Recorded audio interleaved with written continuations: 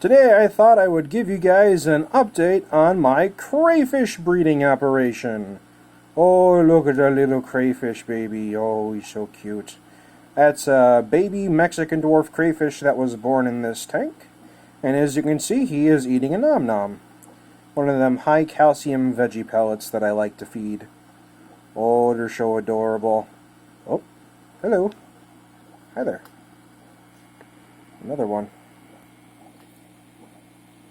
Anywho, there's a lot of these babies. I thought I initially only had 7, but it turns out I have like 9 babies.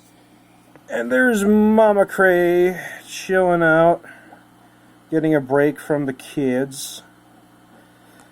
So they're derping about, and as you can see, they really like these high calcium veggie pellets. It's kind of their thing. It's good for their health and their molting process too. And speaking of molting, we're not just going to be talking about the Mexican dwarf crayfish. We're going to talk about Casper, because she freaked me out just a moment ago. So Casper just recently molted. That is her fresh molt. Not more than like 7-10 minutes ago she molted. I got down here like 5 minutes ago. And you notice her body is very jelly-like. That's pretty typical for freshly molted crayfish. When they're molted, or right after they molt, they are very susceptible to anything that could possibly see them as food. So she's a little skittish at the moment. She's a jelly cray because, you know, look at her appendages. You know, they're very flip-floppity. It takes time for the exoskeleton to re-harden. Once the exoskeleton re-hardens, then she'll be much more spunky and moving about again. She does move a little bit here and there, but right now she's just resting because she had a heck of a time getting out of her old molt, her old exoskeleton.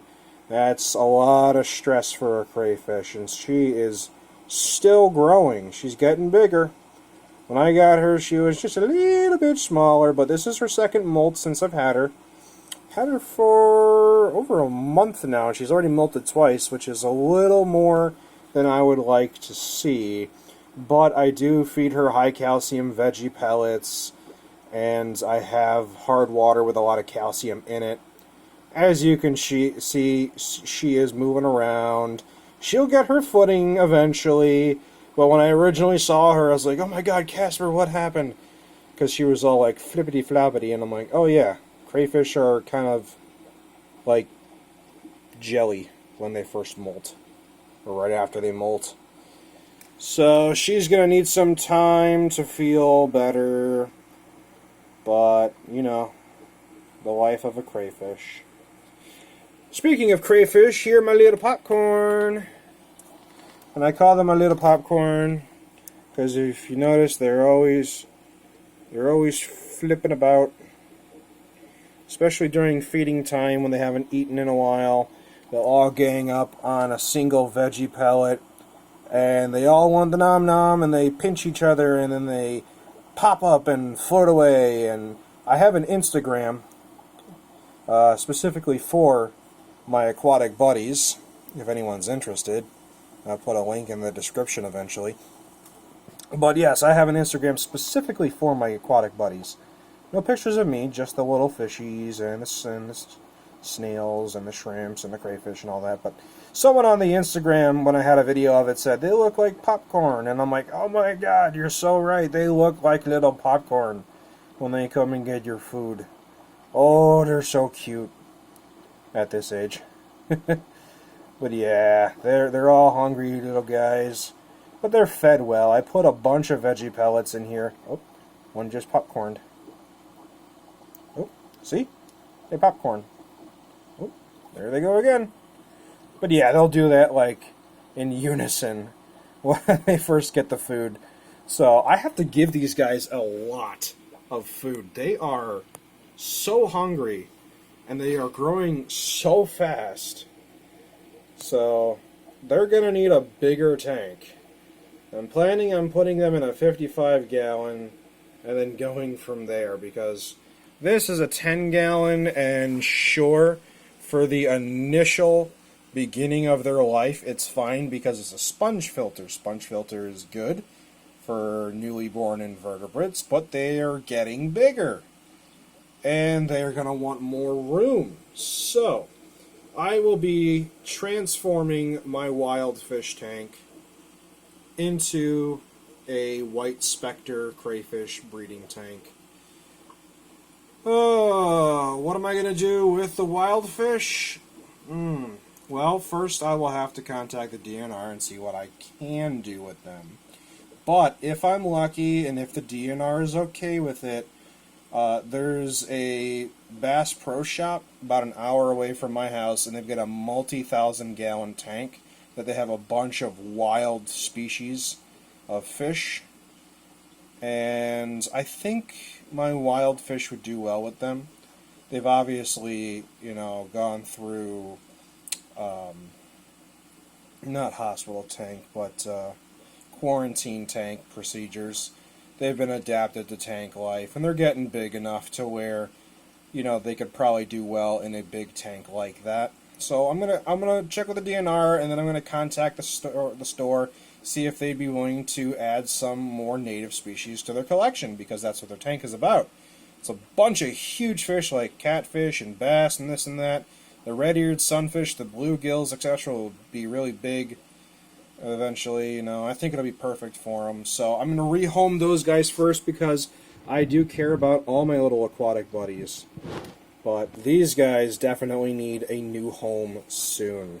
They are getting so big. And I'm actually already listing them for sale right now. Unsexed, I'm selling them for $10 each for the little babies right here. They're about 1/4 of an inch long. And the only reason I sell them unsexed is because they're still too small to determine their sex. Now, sometimes they'll hang up on the glass like that. And when they're on this panel, I can see their underbelly. And I'll use the 10 times magnification zoom on my magnifying glass to try and determine their sex. Unfortunately, that is not possible yet. They're still too young. So that's the only reason I don't sell breeding pairs at the moment. But for $10, you can have yourself a baby white specter crayfish. That might seem high to some people for a youngling like this, but one of the key advantages is young invertebrates tend to adapt to different water parameters easier than adults. So it's kind of a, if you know what you're doing, it's a good deal situation. If you're not familiar with crayfish, you never had one, I would not suggest buying them like this. Raising a crayfish isn't really hard, but it does require your attention. But it's local sale only. I'm not shipping them because it's getting really cold. I don't have heater packs this year right now, and I've never shipped a crayfish. They have different requirements than shrimps. So I have to take that into consideration, as well as the fact that crayfish have different laws across different states.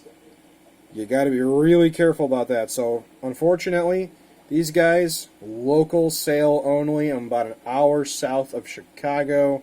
If you are able to do a local pickup, perhaps send me a message. We can possibly work something out. But other than that, I just got to clean some algae off the walls. They kind of pick at the algae a little bit, but that's not really where they get most of their food from. Oh, so much to talk about with crayfish today. The Mexican dwarf crayfish will be going into this tank, the 40 breeder, relatively soon. So they'll have plenty of room to move about and scuttle about. The 55 will be cleaned out, revamped, and all the fish will be rehomed or taken care of in other manners, whatever the DNR requests that I do. And that's the update for the crayfish. Thanks for watching, guys.